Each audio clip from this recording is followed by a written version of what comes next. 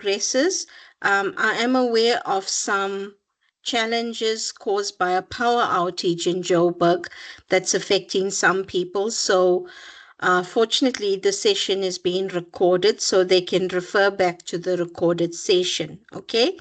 When I left you on Saturday, we're having a nice discussion about all the issues that we're currently facing in supervision.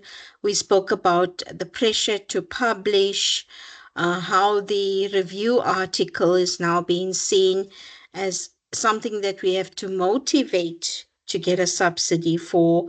And there's a lot of interesting topics that cropped up in Saturday's class. So the issues that we've unpacked are not just limited to what's in your study material. There are issues that we encounter on a day-to-day basis in supervision that calls for some change or some way of adapting to the way we do things. Okay, so when I left you on Saturday, I left you with some homework. And again, I want you to be honest and tell me if you did your homework.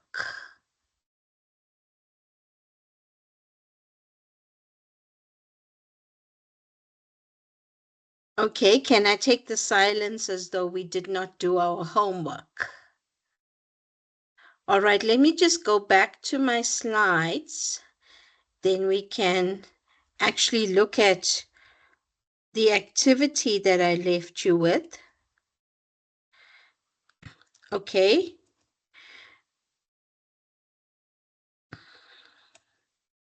You remember I left you with this Women's and Heritage Month challenge to look at what is your cultural background and how is the PhD qualification perceived by your culture, right? You find that different cultures may view the PhD qualification differently, and this will lead us into the important topics that we're going to unpack in Unit 3 as well, where we look at diversity. So I don't know if anybody wants to share anything with us, or I think just to break the ice a bit and to show you that maybe how the PhD qualification is perceived is not necessarily confined to one culture. But basically, I am born in South Africa, but I'm of Indian origin. So I do have ancestors, namely my grandfather from my father's side of the family, and my my mother's grandparents who came from India. And looking at the role of women in this culture from, I would call it prehistoric India. Basically, back in the day, women were not allowed to be educated. So a woman having a PhD qualification was seen as unheard of. Okay, so that was historic with the Indian cultural background.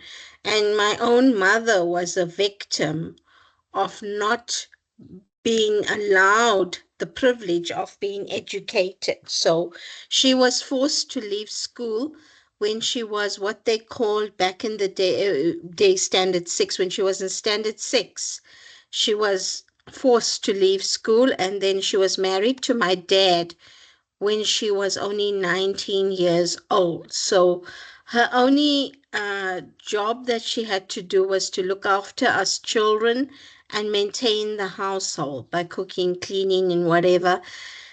She never really was given the opportunity to pursue an education. But if you look at how it's changed, here I am, her daughter, now a professor with the PhD qualification. So that shows you cultures have evolved with different generations. And now, if you go to India, you will see a lot more women have become educated, and a lot of them have PhD qualifications. Now, in terms of how the PhD qualification is perceived in Indian culture, I mean, In my culture, back in the day, it probably meant nothing. It was meant to be a qualification that only men should have. But now it's seen as a superior kind of qualification. So if you tell anybody, I have a PhD in chemistry and I'm a professor, they say things like, oh, wow, you must be so intelligent.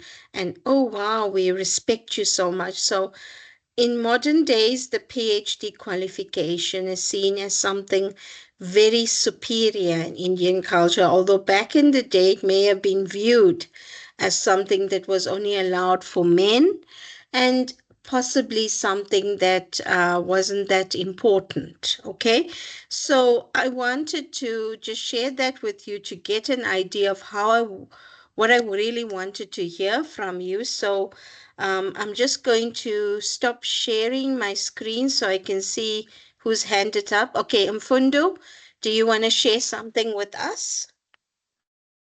Yes, Prof. Let me admit that I didn't do the assignment, the activity that you gave us, but I have something to share with you and my classmates or my fellow colleagues. My name is Fondo. As you know me, I'm from KwaZulu-Natal. I was born in South Africa. Was My province is KwaZulu-Natal, as I said, the south coast of KwaZulu-Natal in deep rural areas. If I may say that in my village, I am the person that is highly educated in my village, and I don't have a PhD as yet, and I am working on it, and I hope that within 3 years I will have my PhD and I'll be the doctor and become professor later on. But I have seen the value of education as much as it was not valued in the back in the past decades.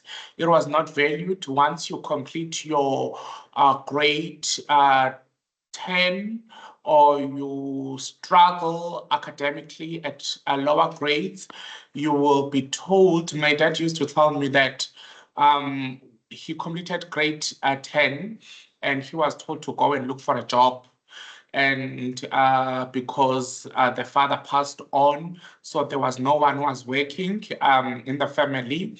So he had to go and work and support the siblings and his mother. My mom was told that you are a woman, so you can't be educated and you must go and get married. And you must go and get married, then your husband is going to support you. We cannot support you. So I can say that education, PhD, in a nutshell, it was not valued in that way. But in our days, I think it is valued, especially in my culture, the Zulu culture. We have seen number of people obtaining PhD in isiZulu language. And we know that isiZulu was not valued because they would say that where are you going, what are you going to do with isiZulu? So you need to learn Afrikaans, you need to learn English. And if you are doing isiZulu, they'll be like, okay, you're just doing the language so that you can get the entry requirement, or you get the entry at a university and it boosts your points and your score. But now we are seeing quite a lot of people now obtaining PhD in language isiZulu, and we are seeing a lot of people obtaining PhDs, and they translate their PhD from English to isiZulu. So I can say that PhD now is valued in my culture. We are seeing a lot of women, we are seeing a lot of people now pursuing their studies in KwaZulu-Natal and obtaining their PhD. And in my community, Prof, and colleagues, to just summarize, when there are meetings, for example, if I'm there, then they will call me to come and contribute and say something about whatever that is being discussed. And I also decided to start a career exhibition for the school I went to so that we encourage a student to study further and look for more opportunities and stop thinking about education, teaching, nursing, and think about the other career opportunities. And I can say that I've been getting a lot of compliments from the community members, from the teachers in rural areas, and the principals in the rural areas. So I can say that the PhD is valued because they always ask me, when are you going to get your PhD? When are you going to be the professor? We are tired of saying Mr. Those are my principals. But and former teachers were, no, it's time now to be referred as doctor or a professor. Thank you so much, Prof. and the colleagues. Thank you, Mfundo. You've shared a really nice experience with us, and we are picking up on some common grounds, even though we come from different cultures. Let's listen to Deveshri next.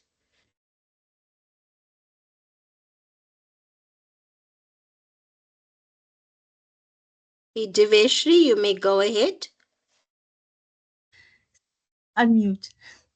Okay. So being Indian myself, my culture is really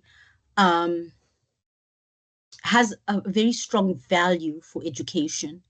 In the Indian culture, education is seen as leadership. It's seen as progress. It's seen as,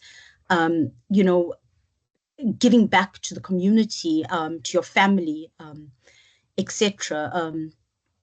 So in that respect, I've gone into this academic journey. I myself was also a first-time graduate in my immediate family. But how does the PhD qualification perceived in my culture? Well, it's held in very high regard, as I've said. Although I think this is an important point. As a woman who is pursuing her PhD, it seems very intimidating to Indian men. For some reason, they feel challenged intellectually if you say, I'm doing a PhD. And it seems like, they're not worthy enough to be with you, or whatever happens in their minds. I'm still to maybe conduct some research on that, but it seems very intimidating for Indian men. There's also a status value attached to the PhD. And, in my culture, it seems like people from the working class normally, should be relegated into that class and not actually climb the social strata to a more professional level, which is a PhD level. So there is that status value there that you constantly negotiate with our communities. For me personally, the PhD is about my personal journey. And I know that's a unique thing because there are so many external forces that put pressure on us to get the qualification, whether it be the government, not enough professors in the country, not enough PhDs per 1,000 population or whatever. So there's just a lot of pressure. But for me personally, it's about the quality of the work that I want to do. And this is my impact to the world, So I see it very differently compared to the social forces out there that are just putting lots of pressure to just get anything out and just to graduate. And I must tell you that I've seen a little bit different in Europe. My interactions, I did a PGCE with Haga Halia, and some of my tutors there, and yes, they refer to themselves as tutors, did not have PhDs. And there was no focus on getting a PhD. Although they were very experienced, they had a wealth of knowledge. They've been doing this for a while. I mean, they were really experts in their fields. And I found that even in my last visit to Austria, where I went to a dual university, again, a lot of focus was not on getting a PhD and It was really on doing research and doing research with impact and building skills and capacity. And it's very competitive, a PhD in other countries. So, you have to have that kind of niche skill to kind of make sure that that PhD takes you to where it needs to take you. So that's just my narrative through my cultural and comparative analysis. Thanks, Prof. And thank you, Deveshri. And I think a lot of important points came up in what you shared with us. Does anybody else want to share anything before we continue? Okay, I think from what Mfundo shared to us, we found that there's sort of this historic evolution with culture and how the value of the PhD qualification has changed. There was a time when getting educated wasn't really that important. You could just finish grade 10 or grade 12 and go and work. And as long as you were taking care of your family, that's all that mattered. And some common ground between the historic Indian culture and Zulu cultures, there was a time when women were told you could not work or you could not be educated. You had to just be married and let your husband take care of you. And I think this is, in a way, Deveshi, you brought up that point about Indian men starting to feel intimidated by a woman having a PhD because historically the man was in control. He was the breadwinner, and the woman, if you look at the old stereotype, was dependent on him. But now women are going out there, they're getting educated, they're getting degrees, and now she's actually your equal. So it's hurting their ego in a way, but not all cultures experience this, and not all Indian men behave in that manner. There are some who appreciate a woman that's educated, and they've come to a realization that, the man can't be the only breadwinner in the household today. Both partners have to do their part in earning an income and bringing it to the household, because you'll all agree the economy has become so bad that you need a minimum of two incomes to sustain a household. So I think it's how individuals are. You will find that you get the conservative type that will still say, I'm the breadwinner, I'm the boss. She's not my equal. She's not on the same level as me. But then you will get the type who'll say, oh, wow, this is an awesome woman. And she's doing something. And you know what? If she gets that higher qualification, it's going to benefit me too. So there's different ways of looking at it. And I think an important point that came out of what Deveshri shared with us is not all cultures see the PhD as being something important to attain. That doesn't mean that the qualification has no value. It's just that it's not important to everyone. Some people feel that if you have an honors or a master's, that's good enough. Let's just stop there and take it from there. But the point being that, there was a time when attaining a PhD wasn't that important. If you had at least a school education or a minimum bachelor's degree, that was good enough. But now there's a growing need for that PhD. Like Deveshri said, there's a demand for more professors. So you cannot become a professor without a PhD. And I think cultures have evolved in the way they view it. They do see it as a superior qualification. Just having that title, doctor and professor, has some value in it. I don't know if you've got any comments before we continue from there, but basically, it's interesting to know how different cultures can have some common ground, and yet you can get these differences, and different people can perceive things in different way. But however differently we may look at things, at the end of the day, the PhD qualification is becoming increasingly more important. There is this demand to produce more PhD graduates, and the pressure is coming from the Department of Education and our government. So the PhD value is continuously under scrutiny. And many of you will know that the CHEE, the Council for Higher Education, did come to do a review on our PhD qualification as well. And that's when it was decided that we should include the PhD oral defense or the viva. Okay, so where this discussion is leading us into is the doctoral qualification itself. So that's the reason why I gave you this activity, and I just thought, okay, we sort of in between Women's Month and Heritage Month. So let's try to rather, let me just close this. Sorry, I'm sharing the wrong window there. I wanted to go to my other set of slides. So,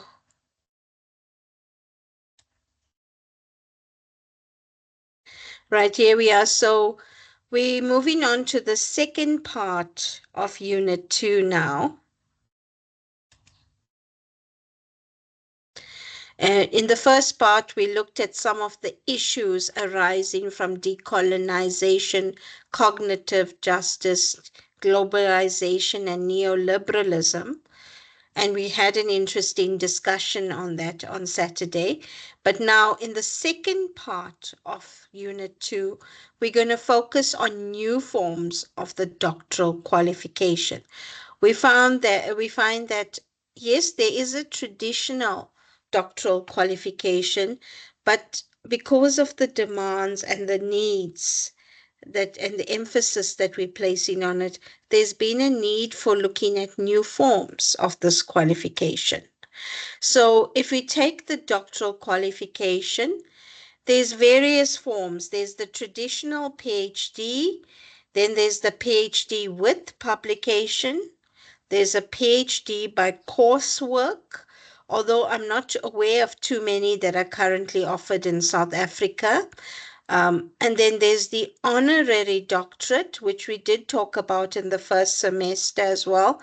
There's a professional PhD qualification, and something that's been offered for a while at UJ is the PhD by publication as well.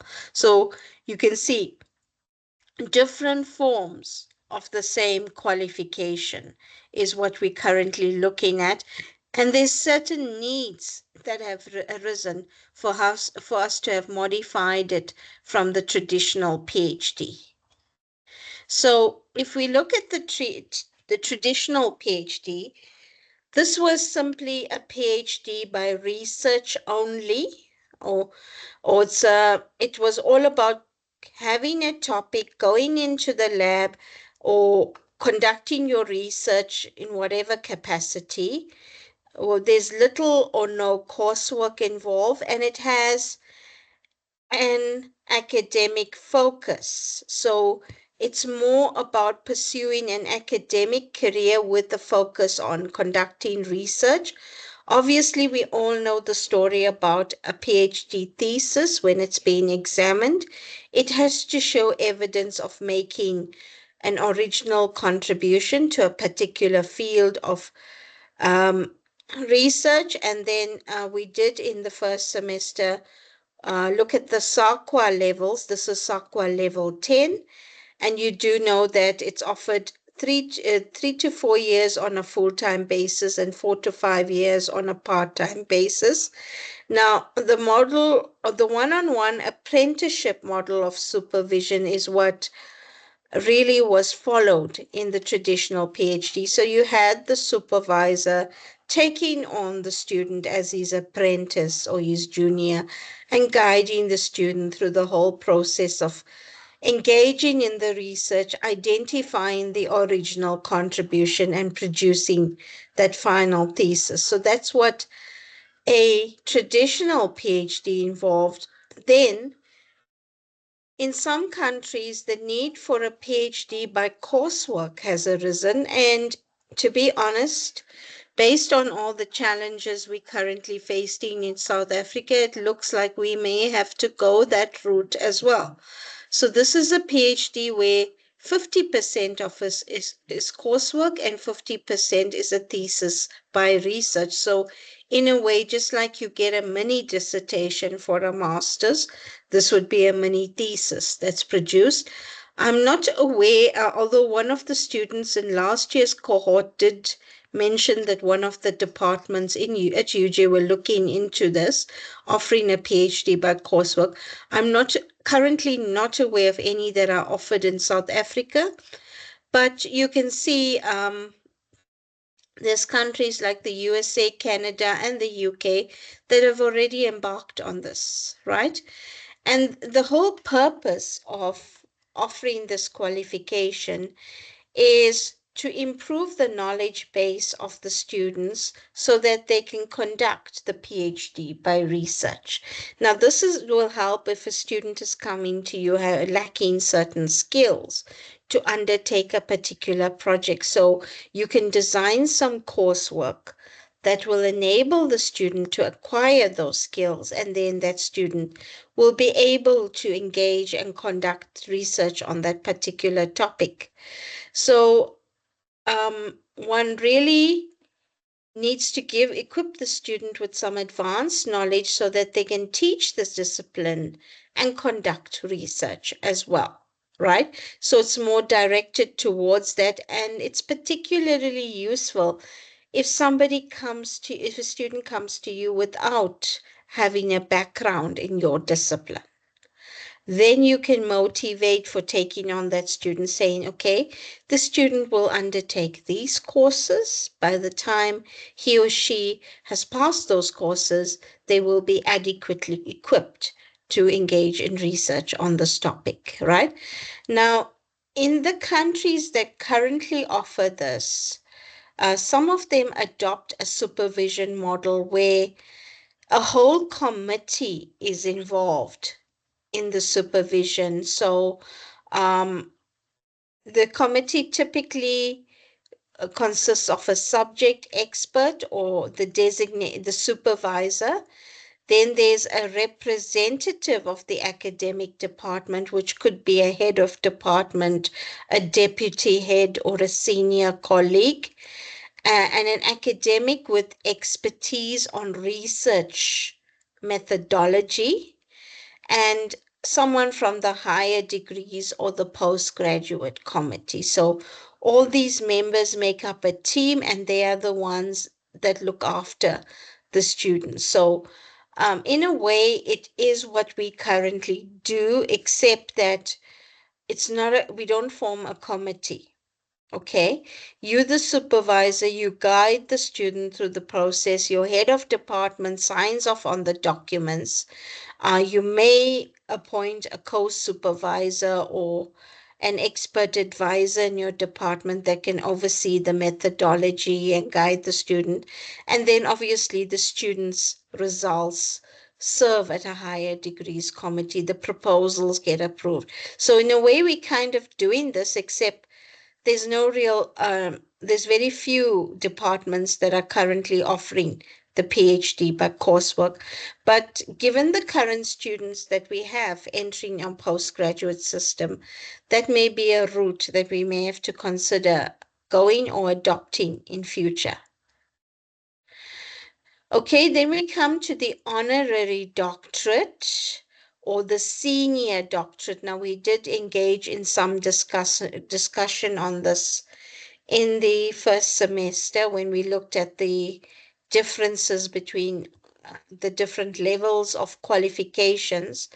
Now, we did say that certain prominent people who already have their PhDs, but who have continued to make a significant contribution to a specific field by virtue of the research they've engaged in, these are the ones that are identified as candidates for the honorary doctoral degree. So it could be a professor who's already attained his degree like 20 years ago, but now he's made a special contribution to a new developing field. And so you give him recognition um, by actually awarding that doctoral honorary doctorate to him. But now the problem comes in where there is no specific academic requirement and it's given for the sake of honor. And we did sort of unpack this problem in the first semester. I do recall us having a discussion on how sometimes these honorary doctorates are just awarded willy-nilly. You find that some politicians who are not highly educated just get awarded an honorary doctorate. So the question of how fair this is debatable, but you find that in some cases it's awarded to leaders in a particular profession. So there may be a lawyer who doesn't necessarily have a doctoral degree, but if he's made a nice original contribution towards practicing criminal law, he may get recognition for that. So this is more a recognition-based qualification, and it sort of runs parallel with Nobel laureates and those kinds of recognitions that are given. Okay, then let's go to the professional doctorate now. There's been a lot of debate about this one. This is seen as being lower in status to the actual PhD qualification. And it's really a qualification that's offered to mid-career professionals who just want to quickly attain a PhD qualification and something that accommodates the particular work or profession that they are in. And typically it comprises about 40% coursework and 60% research. Now, here we're looking at qualifications like the Doctor of Engineering, the DEng, the DBA, the DEd, the D-Nurse, and so on. So these are professionals practicing in a particular field, whether it's engineering or business administration or education or nursing.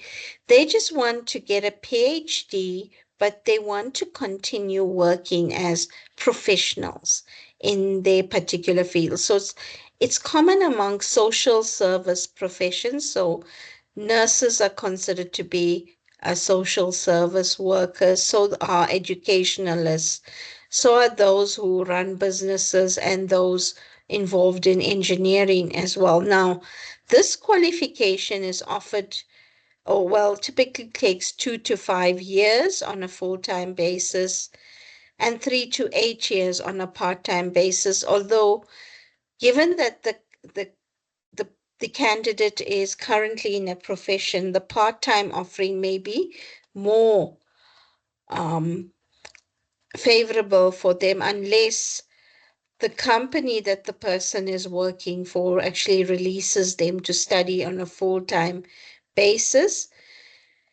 It has its advantages in the sense that it can provide universities with an opportunity to partner with industries. And I really think that given the fact that many of our doctoral graduates are not necessarily getting employed, it's a qualification that we may want to consider offering in future, and it may address the challenge with South African students not particularly wanting to take on postgraduate studies because they have challenges where they have to work and support families and so on.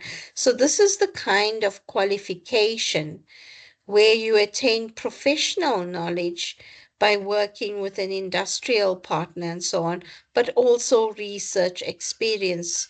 And we can debate the issue about whether this really speaks to South African students' needs, because many of them want a qualification where they can go out there and become a professional.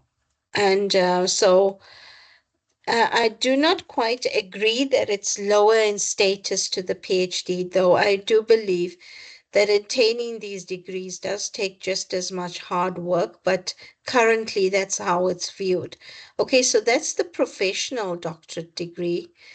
Then a PhD by publication, and this has been offered at UJ. What typically happens there is the candidate obtains a PhD not by compiling your traditional essay thesis. And by that I mean, typically a PhD thesis will be introduction, literature review, a chapter on methodology, research methods. Then you have your results discussion chapters and your concluding chapter and recommendations. It's not written in that format. What the candidate does is he or she writes an introduction, possibly a literature review or a review article, and then there's a whole collection of papers put together, and then he or she writes a conclusion and recommendations, right? Or it can sometimes be accompanied by a cover story just to outline, right? The whole story about what the publications entail.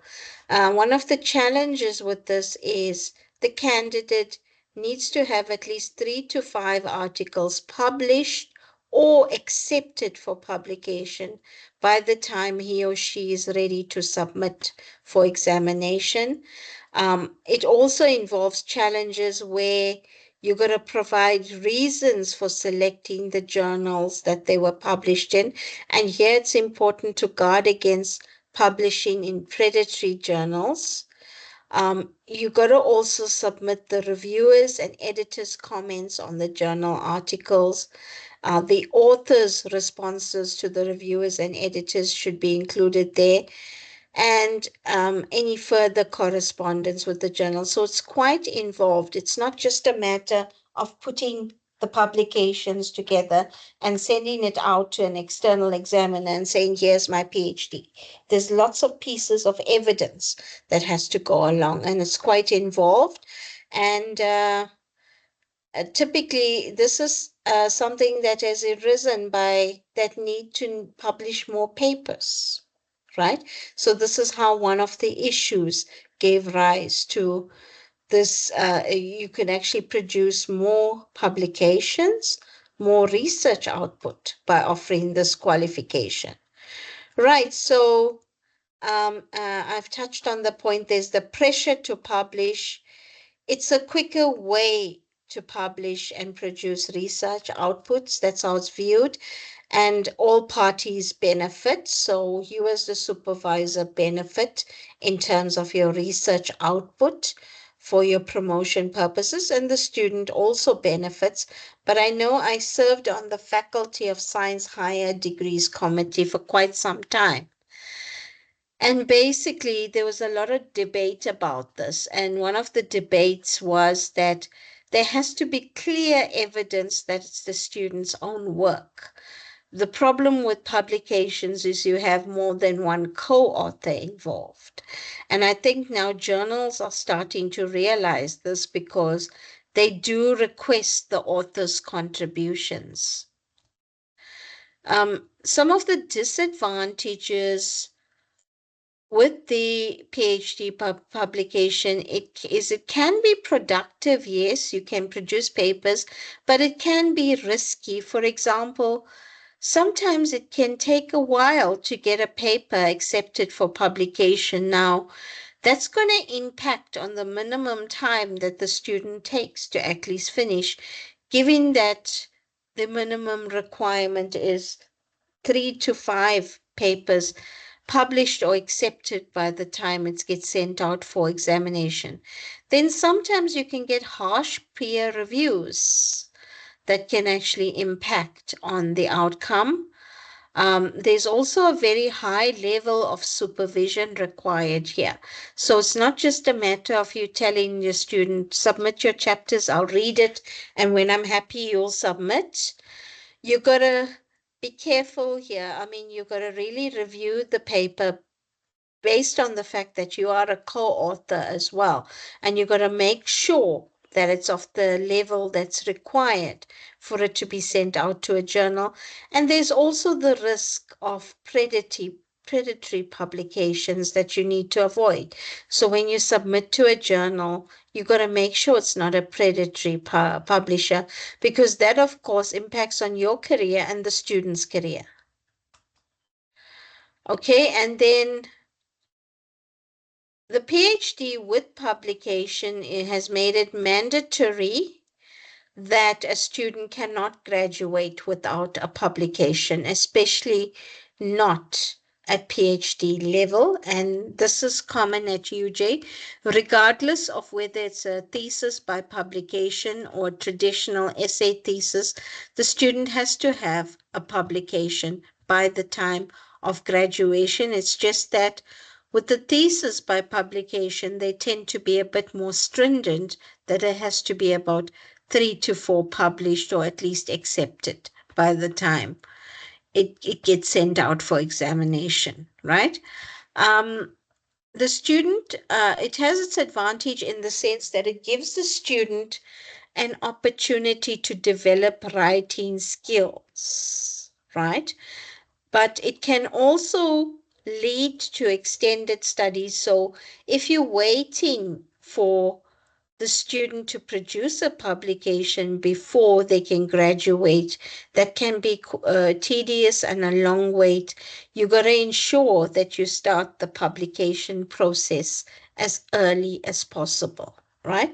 And obviously, it's dependent on different faculties and different institutions and what they require. So when the student graduates, there has to be evidence of a published paper, or at least evidence of a paper accepted for publication, sorry, and that even includes provisional acceptance that's been reviewed and revised. So this is common at UJ. I mean, we do specify that by the time of graduation, or by the time the student is ready to submit the thesis, they should have at least one paper published. That's what our faculty, which is the Faculty of Science, insists on. Perhaps other faculties do it differently. Right, and then there are some challenges and opportunities, as you can see, with the different types of PhD qualifications that we get. And I think in one of your activities, you are actually asked to do a SWOT analysis, where you got to look at the strengths and opportunities, and then you also got to look at the weaknesses and the threats, which speak to the challenges, right? So basically, it's about weighing the pros and the cons, the advantages and disadvantages of the qualifications that you offer. So in the strengths, you look at some of the advantages and opportunities um, as well. In the weaknesses, you're looking more at the disadvantages and the threats as well, right?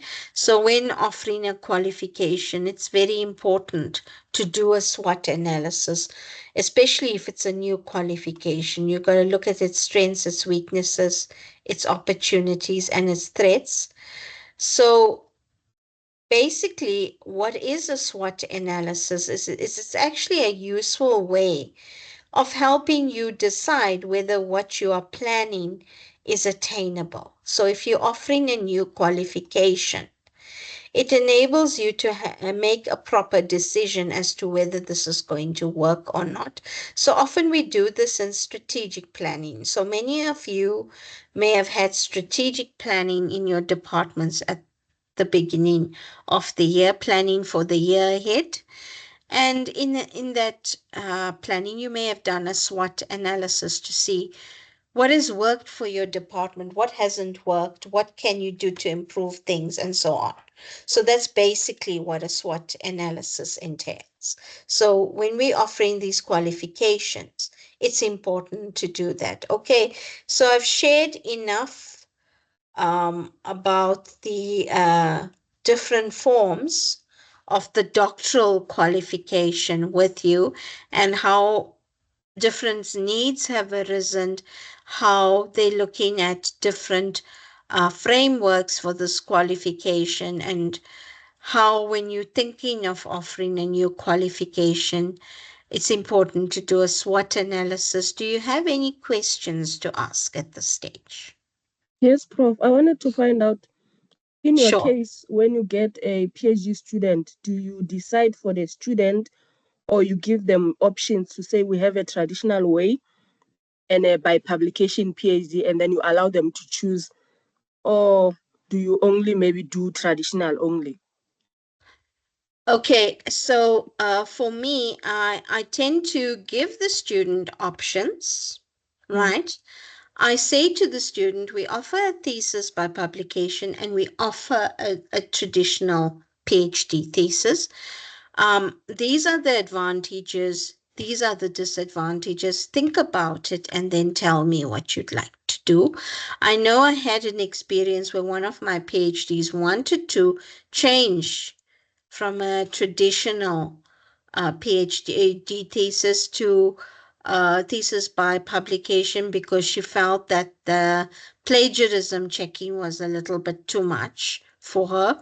But then when I explained to her that, listen, you got to have a minimum of 3 to 5 published by the time you are ready to submit. And when she experienced that whole process of how a paper gets sent from one journal to the next and gets sent back, then she realized it's perhaps better to stick to the traditional way. So it's about, basically, it's the students' study, it's their opportunity. You give them the options and explain the advantages and disadvantages and let them decide for themselves. That's the way I go about it. Okay. Jackie? Okay. Good evening, everybody there. I've got 2 questions, Prof. My first question is, I've seen many researchers publishing. Maybe it's a doctor and is collaborating with others. What is the reason of doing that? And then my second question, if I want to publish an article, do I have to register with a university and then I'm awarded a supervisor and then I graduate or what out of that article? Okay. I think your questions refer to the thesis by publication. Am I right? I've seen doctors collaborating with other, maybe Oh, one of colleagues, and okay. then they are publishing an article. Yeah. Look, What is the that's, reason of doing that? What yeah. is the advantage of doing that? Okay. Look, it's always an advantage to have collaborators because, firstly, I mean, the NRF in particular encourages both national and international collaboration. And sometimes, your supervisor may not always, especially if it's a multidisciplinary topic, may not necessarily have the expertise to guide you. So there has to be a collaborator on board to guide you with with the tools that your supervisor cannot provide. It has advantages in the sense that if you don't have certain infrastructure or tools available to do the research, if your collaborator has it, yes, you can go to them and get the tools. So those are the advantages of collaboration. Now, coming to the thesis by publication, that now the idea of having collaborators has been a bone of contention, particularly in our science faculty, where it was discussed at length in our higher degrees committee meeting, and they did say there has to be evidence that the student is the primary researcher, because a student cannot attain a qualification on the basis of someone else doing the work. So that was a bit of a bone of contention. So there is a bit of a gray area when it comes to the thesis by publication with regard to bringing on collaborators. But yes, if that collaborator has made a contribution to that project that is significant, then he or she has to have co-authorship. So that's the purpose of it, Jackie. Does that adequately answer your question? Does, but now the second question is, when you look up the advertised posts in some of these other universities, they will tell you that you must have published at least 3 to 4, 5 articles. Now, my question is, if you want to do that alone, do you have to register with a university, or how do you submit your article so that it's been marked, it's been looked at, and you are supervised? How do you do it alone? Because when you look at, I'm repeating myself, when you're looking at the requirements of a certain a post like a lecturer in some of the universities, they are telling you you must have had publications of how many articles or on and so on. Okay, look, if you're looking at it as someone that's studying for a qualification, yes, I mean that person cannot attain the qualification without having a supervisor to guide them through the whole process. So the minimum is you as the student would be the first author, and then the supervisor would be the second author in these papers, right? So you have to register with the university if you are producing these publications for attaining a qualification. But if you are for publishing papers, it's not limited to academics at a university, and that's beyond the PhD. We have people from industry that publish papers. They co-author with their colleagues within that same industry, or you may find that they colleagues from industry partner with academics and they publish papers together. Now, that's for professional or career development. And the department and our government encourages that. I don't know if that answers what you're asking, Jackie. Okay, no, I hear what you're saying. So what you're Yeah. saying, just a clarification, you have to get somebody who you partner with you in a university and register that. Is that what you say? Yeah, well, if you're Yeah, for studying for a career, no, not for, qualification, yeah. yes, And for career for development, you can development. do it. But if you want to publish on your own, you can also work on your own. But that would be post PhD and not necessarily doing a postdoctoral fellowship. So Because who postdocs, will be supervising? Who will be supervising you until it is marked? well, I would think beyond PhD, post PhD, if you're working as an Yes. academic, there you will send out your paper to a journal. They will send it out for review. The peer reviews comments will guide you Okay. as Thank to you, how to Prof. improve it. That's if you're Thank you, doing a Prof. publication, yeah. Okay, on your own. Okay. But it's not Uh, encouraged for degree purposes. For degree purposes, you have to have a supervisor. Okay. All thank right, you. Jackie. Sundika. Good afternoon, Prof and colleagues. I just wanted to just highlight that in some institutions, the traditional route of the thesis is actually being phased out. So I had done my PhD with UKZN, and the traditional route was no longer offered there. So I had to do a PhD via publication.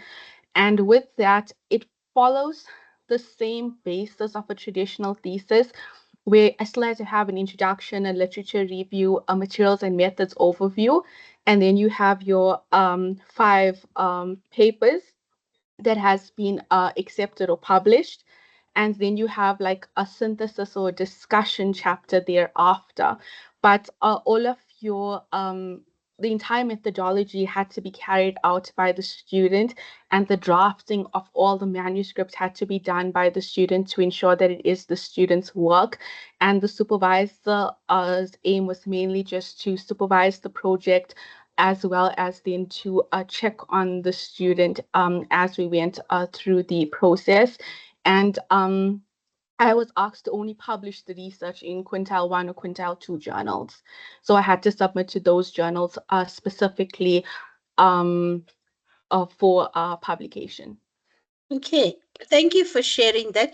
I really think that's a very good model of a PhD by publication, because at the end of the day, it's your qualification. You have to earn the right to have it, and not just simply a couple of co-authors getting together, publishing a paper and putting it together and saying that's the student's PhD. So I think I like that model, because you got to explain the methodologies, you got to put in a synthesis chapter as well. So thank you for sharing that, Sundika. Fundo? Hi, Doc. I think you have answered the question that was asked by Jackie. I wanted to also emphasize that I think her question was basically on will you be able to publish even if you are not registered with an institution or you are not doing a PhD? And your answer was simple, that yes, indeed, you can publish as a professional or as a lecturer with a master's or honors degree. But you mentioned that we are being encouraged to collaborate with other colleagues from other institutions or from our institution. And there was a colleague who asked, how do you know, or when do you know that it's time for publication? I think that colleague was looking for the channels that she must consider in order to publish. And we told that colleague that you need to look for the call for abstract, especially for the conferences. That's the first starting point to publish, where you are going to submit your abstract. Then they will review your abstract, give feedback. Then they will tell you to submit your research paper, and you go to a conference to present your research paper. So those are the ways that people can use the call for book chapter, for example. You can collaborate with other people from your colleagues or from other institutions, and through networking in conferences, it's where you can be able to publish with national and international colleagues. And if you read the articles, they show you the link that if you want to submit your research paper, where can you submit the research paper without waiting a call for abstract or without waiting for a call for book chapter. Thank you, Prof. Okay, thank you, Fundo. Yes, indeed, we've forgotten about the conferences.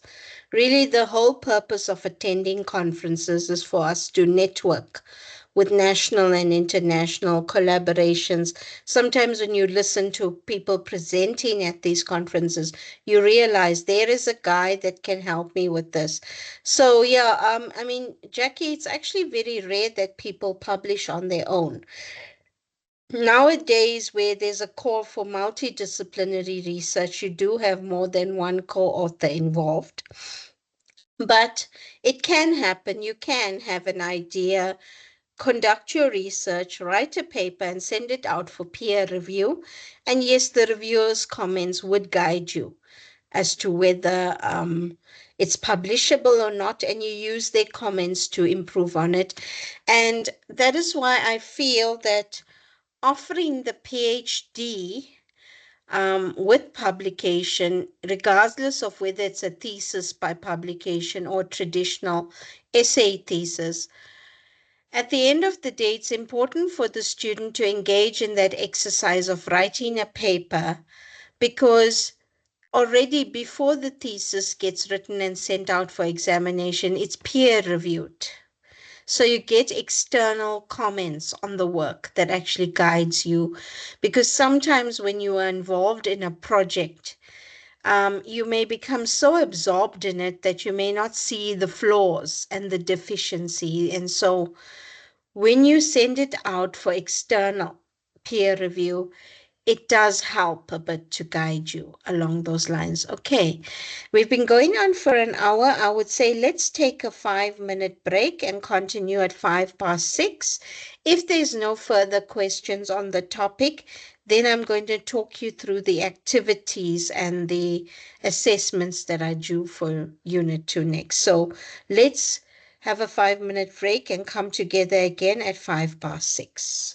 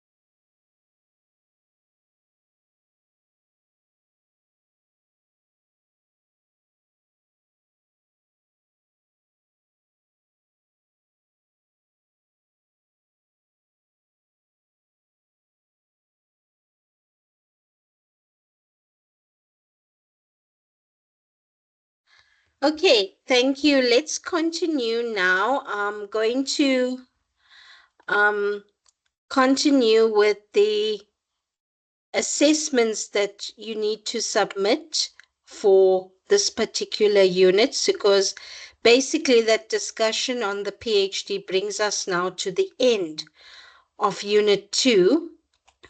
So what I really need to focus on now is the important activities which you need to submit. So um, let's start off with activity 2.1, which deals mainly with the issues and the context of the issues.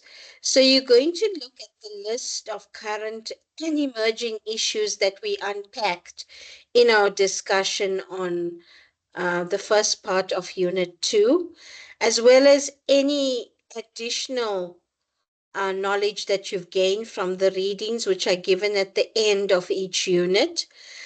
You can identify any additional issues if possible and add them to the list. And we did that on Saturday because things like being able to engage in the scholarship of teaching and learning over and above publishing your research, those topics came up. Those were additional topics.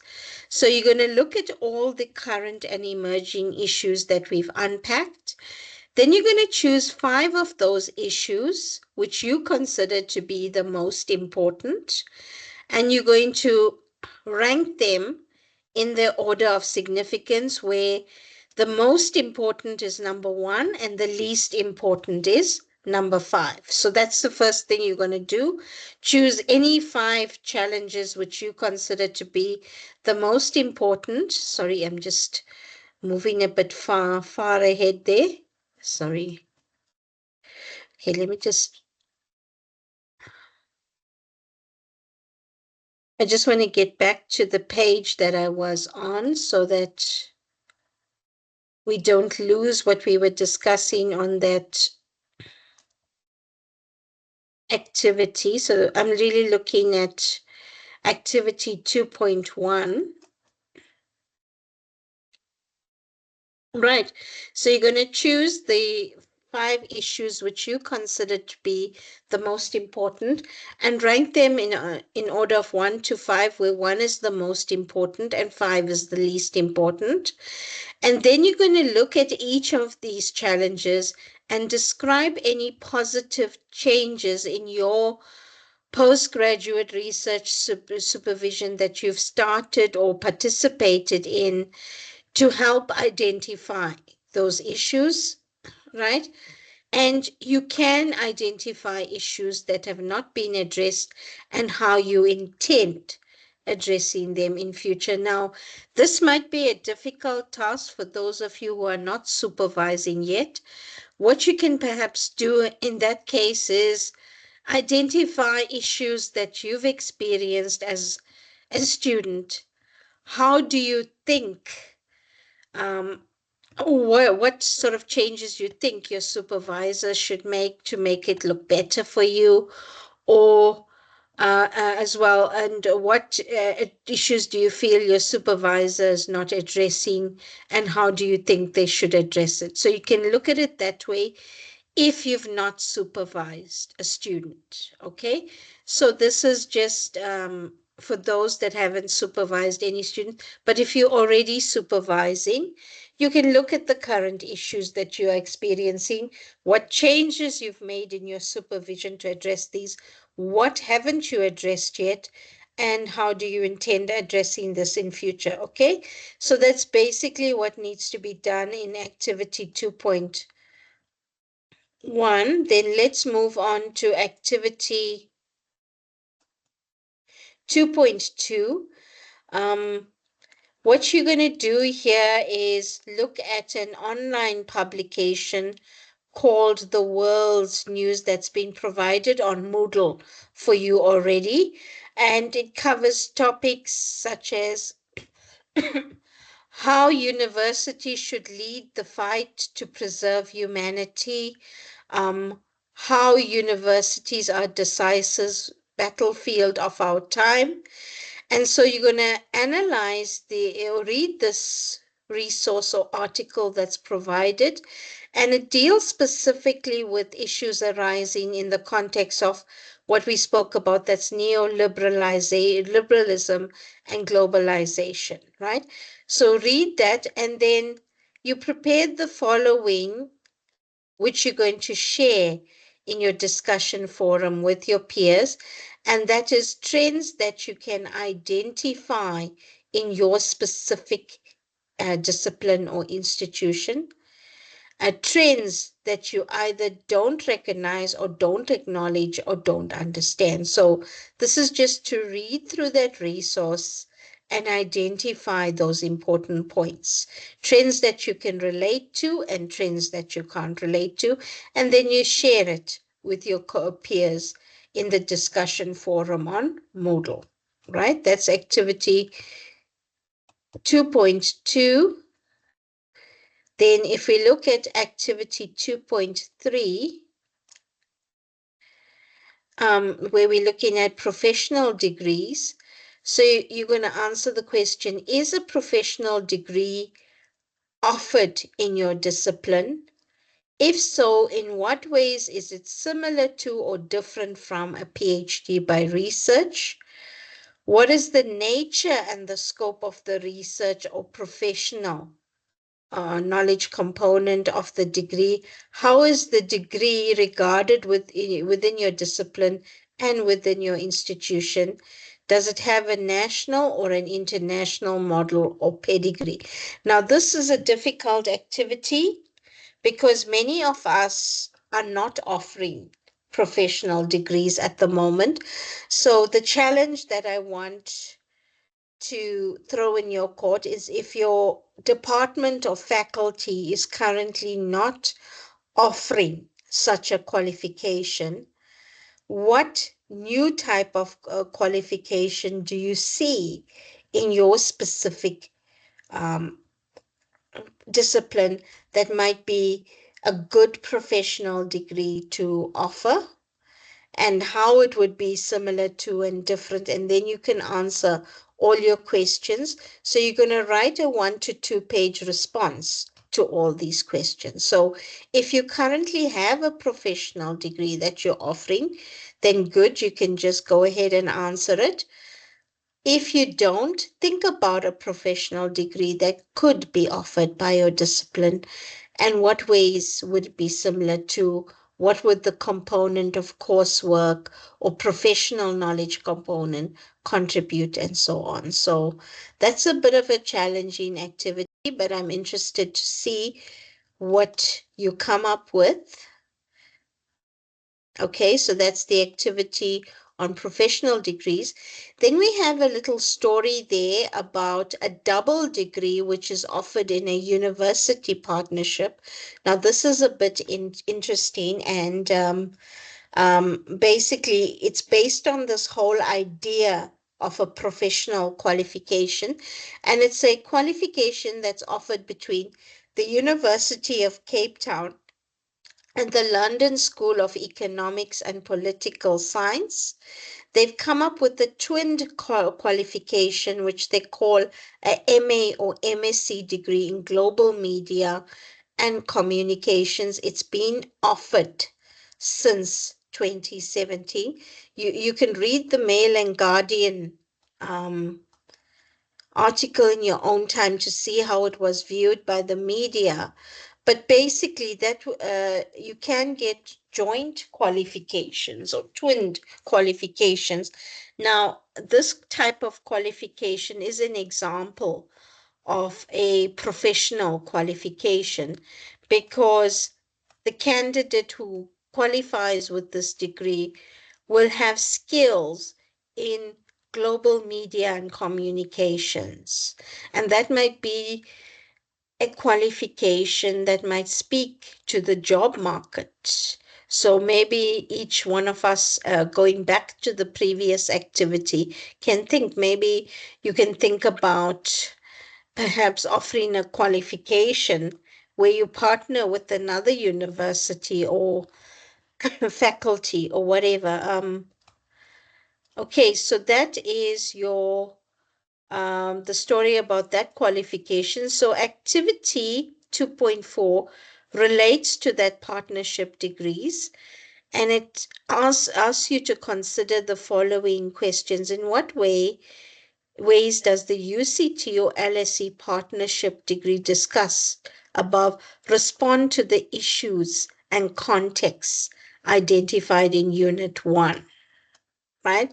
So you need to look at whether it's responsive to all the issues that we have identified. In what ways is it innovative? And what problematic issues can arise from offering this qualification?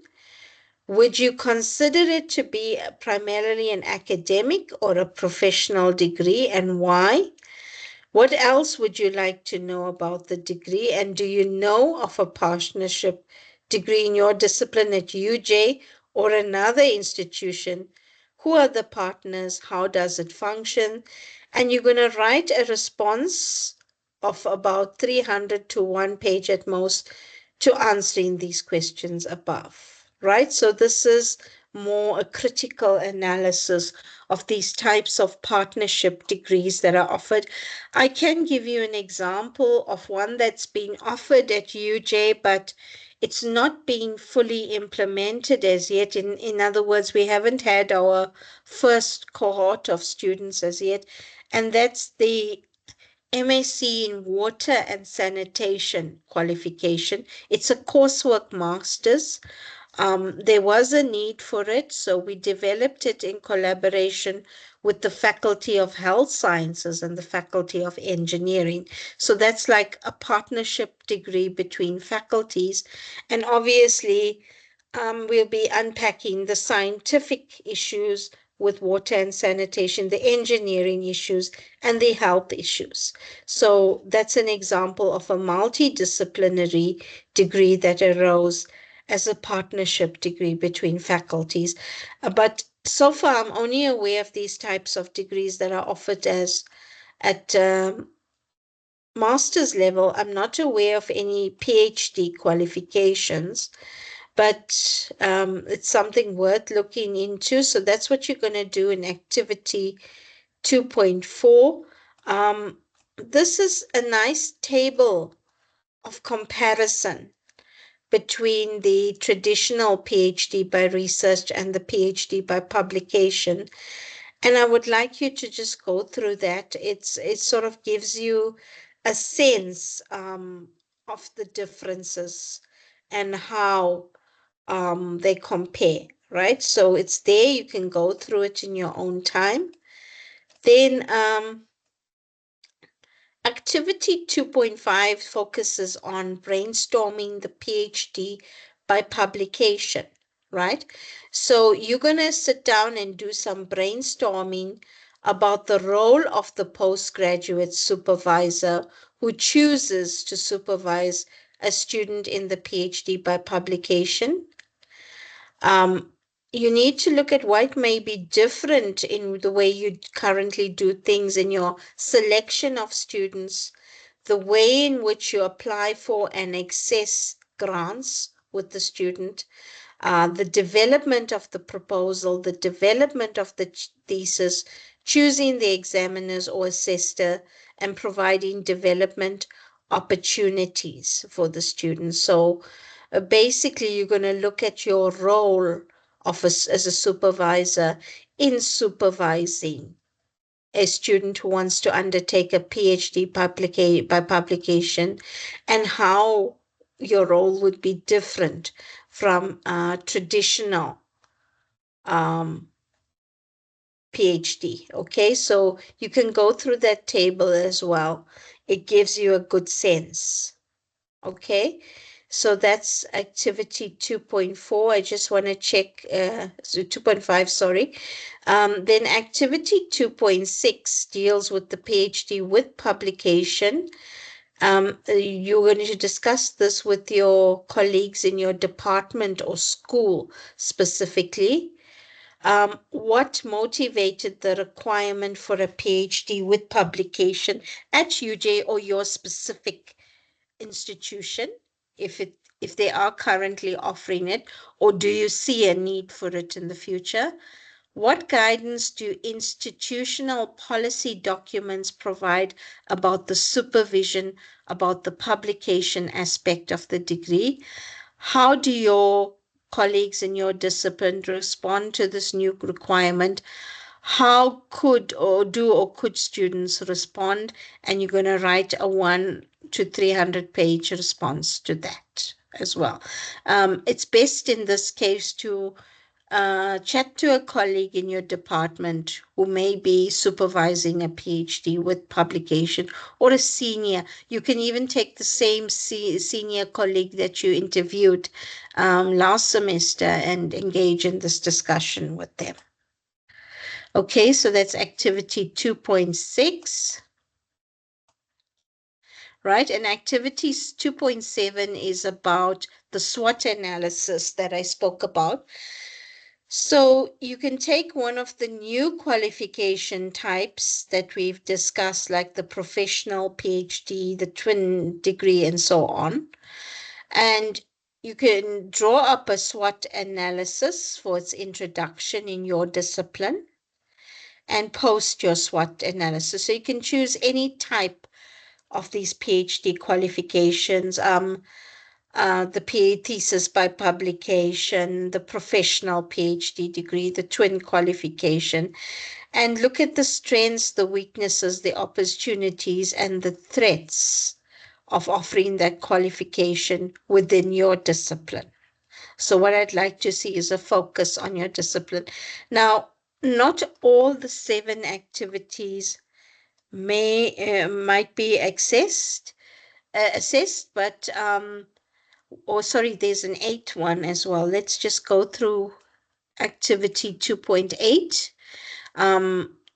Okay, there's some PDF readings that have been posted on Moodle for you, and you've given the readings as one by Hals and the one by Kylie, right? So you're going to read the articles, and then you're going to write a reading response linked to those 2 articles. You've done a reading response last semester. So basically, you're going to look at what do the articles highlight about the current and emerging issues, and how do they address these current issues, and give your own opinion of it, right? So that's the reading a response for activity 2.8. So basically there's 8 activities, but only 4 or 5 of them are going to be assessed. Now, I'm not going to tell you which 5 I'm going to assess, because remember, every activity is going to be important for that final portfolio that you're going to build up towards. So it's important that you do all the activities and keep a record of it in your journal entries. So it's important that you submit all of them as well. Then I want to quickly talk about the assignment that you need to do for Unit 2. So you're going to write a 2-page paper advocating the uptake of a new or alternative postgraduate degree form or a learning or teaching support strategy in your discipline, right? So you can choose either one. It's maybe there's a need for you to offer a new master's program or a new PhD program, or in your current postgraduate programs, what sort of new teaching or learning or support strategy do you think you need to develop based on the challenges that you've unpacked in postgraduate supervision, right? So you need to look at the problem or the situation in postgraduate studies within your faculty or discipline that requires a change, and a description of the new degree form or strategy. Who will be eligible to participate in this? What are the benefits? So this relates back to your activity on the SWOT analysis. What sort of resources or training is needed? What possible difficulties and drawbacks do you see? what is the time frame for implementation, and some suggestions on how you could evaluate the effectiveness of the degree form or strategy. So, for example, I may choose in chemistry to say, it's time we offer a professional PhD qualification in chemistry where we partner with an industrial partners, let's say Eskom or Mintech, and look at what specific needs they have for a PhD graduate. So it'll sort of be coursework involved where the students attend classes on probably on entrepreneurship and business skills that go along with having the qualification, and you get guest lecturers involved and so on. And then there's the research component, which you supervise. And then there's the work integrated component with which the industry supervisor may supervise. So something to that effect, and look at the benefits and so on, right? So the length of the assignment must not be more than 2 pages or 500 to 700 words, and this includes your references. It's going to carry 20 marks, and I'm going to discuss the rubric now. And remember, one of the aspects that scores you some bonus points is finding your own relevant resources apart from the prescribed resources, right? So basically, the two criteria that I'm going to be assessing again, just like with your assignment for Unit 1, is I'm going to look at your engagement with the prescribed literature and any other additional resources, and that's worth 10 marks or 50% of your mark here. So again, you'll score a high mark if I see some critical engagement with the literature, that you're not just accepting what's in the literature, you are challenging it, you are questioning it, and you're providing reasons why you are questioning it, right? So that will get you a real high mark. You can score a mark of up to 80% if you show a good understanding of the concepts discussed in the literature and how it's relevant to what you've learned in the module, but there's not that much of critical engagement. You will only get 50% or maybe even 40% if you just refer to the literature and don't engage in enough arguments there. And then, okay, I don't think anyone will ever get this here because you all argue very well. And this is a totally disjointed article, doesn't have well developed concept. So you can only fail if you don't present well structured arguments, right? Then the rest of the marks is how you structure your arguments. So that's for the critical argument itself and not just engaging with the literature. So this focuses more on your own voice. What do you believe? What do you think? And how do you support that argument that you're presenting? And the language presentation and the structure of your argument really counts here for you to score a good mark. You can get up to 80% where you write in your own voice. There is some evidence of literature being used. There is a coherent structure, but it's not as nicely justified as a level 4 response. You will only pass if you just show reasonable structuring and just some applications from what you've read in the literature. And of course, a fail will be total discourse, just copying chunks from the reading and so on, right? So that's basically how the marks will be allocated for this assignment. Now, these activities together with your assignment are all due on the 2nd of September. But what I'm going to encourage you to do is please work through them now so it doesn't accumulate where come 2nd September and you rushing and doing everything in one go. So we've completed Unit 1.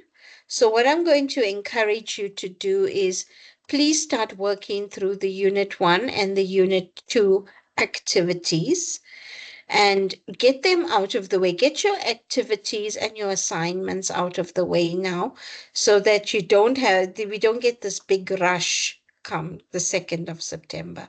And you can start submitting them now already. And it's important for you to have those discussion forums as well. Do you have any questions in terms of the requirements for Unit 2? Yes, Sundika, go ahead. Sorry, Prof. I have a question with regards to Unit 1. For Sure. activity 1.2, they do make reference in the booklet that we have of three links, URLs basically, but I couldn't find that on Moodle. Moodle. Okay, I haven't actually looked at Moodle yet. Chandra, perhaps do you have some knowledge on those links for the activities in Unit 1? Hi, Prof. I don't actually know, but I can ask the people tomorrow. Okay, will you perhaps email Sundika directly? Or Sundika, what I'll do is I'll check it because I got my Moodle access. I'll check and see where you can actually access the links. Okay. It's only for it's only for activity 1.2, and it was the links with regards to how universities should lead the fight to preserve humanity. Universities are decisive battlefields of our time, and what are universities for? Okay. Those were All the right. three, because the Okay. articles I could find, it was just the links to those stuff that I couldn't find. Okay. All right. I will check it out tomorrow and Chandra will also check it out and we'll get back to you on that one. Thanks, Prof. Okay. Okay. Any other questions or about what is required for Unit 2? Right. And let me just remind you, every little piece of work counts in that final portfolio. We will spend time once we're done with all 3 units to we'll spend some time discussing the portfolio, and maybe I can show you an example from previous years, what was considered a good portfolio and so on. That will help you guys a little bit, right? So we'll do that after we're done with all 3 units. We still have roughly about 27 minutes to go. Now I'm thinking I'm done with Unit 2. I really don't think I should start Unit 3 today because I feel we have enough time on Saturday to make a clean start with Unit 3. I don't know how you feel about that. It is your time, so you're free to tell me how you feel. If you're happy to let me stop here today and start Unit 3 afresh on Saturday, I'm happy to do that. Or if you like to start it today, we can do that as well. Happy to start on Saturday. Okay, does everybody feel like that? Is it a mutual, do we all agree? Okay, I have a yes. Seconded. Seconded. Okay, then thank you very much, guys. We will then meet again on Saturday morning at 9 o'clock, where we will start our discussion on Unit 3, and then the slides for the second part of Unit 2 will be shared with you as well. Thank you very much. Then I'll see you on Saturday. Thank you. Thanks, Prof. Thank Bye. you. Okay, bye. Bye, everybody. Thank you, Prof. The session was informative.